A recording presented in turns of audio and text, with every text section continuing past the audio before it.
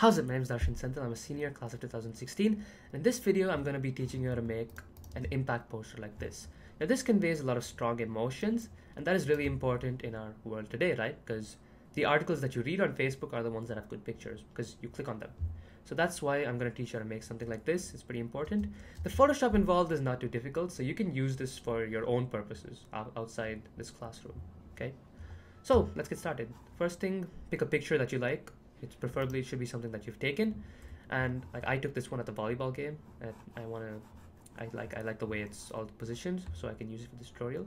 And yeah, you should be using your own picture though, so don't copy somebody else's picture. That won't be very nice. So to start, we're going to just go ahead and unlock this layer and make 3 copies, and I'm going to call the first one BW, and the third one BW, and the second one C. Black and white, color, black and white. Let's just remind me what color I'm going to keep each layer. So I'm going to make layers 1 and 3 black and white. So image, adjustments, black and white. I'm going to do that to this one as well. And I may be going a bit fast. That's just because I want to finish this quickly, so you don't have to sit through like a 2-hour video. And now using your eraser tool, you can hit E or just click this thing over here. And we're going to actually just erase out this player here, Christina. And I'm doing this because I want her to be colored while the rest of them are black and white, just to make her stand out, you know. So that's what we're going to do. I'm going to be a little bit OCD to start with. Of course, you can, as I go down, I'm going to increase my eraser size because I don't need to be as picky. But try to be as neat as you can first up. But if you aren't, I know a way you can fix your mistakes. That's about it. So now as you can see, I made a couple of mistakes. So what I'm going to do is I'm going to click my color layer, zoom into whatever I made the mistake. I'm just going to go ahead and erase the color there. So it's still black and white. And that's what we want. So don't be too picky, because honestly, not all of it's even going to show on the final product. But all the same, do your best. So we're done. Now we're going to add our lens flare, which is going to be the highlight effect of this picture.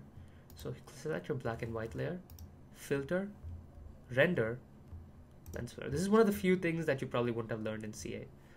So a couple of different lenses you can choose from. I'm going to use the 100, they're all different. I'm going to choose the 105 prime one because it's my favorite and because it's effective for what I'm going to use.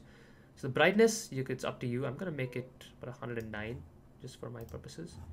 And now I'm going to hit Command Z. And the reason for that is because I just wanted to aim at her head, but ultimately I didn't want to have, I'm ultimately not going to use it on this layer. So I'm going to make a new layer out here.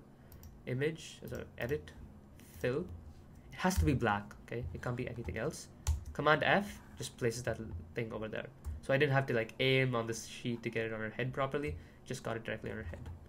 So now here's the cool part. You can go to this sidebar here, normal, and this drop down, and hit multiply, and there you go. The opacity is changed and it looks pretty cool. So you can change this, of course. We don't want it to be like this because you can't see half the picture. So we're gonna go ahead and turn down the opacity to like 82.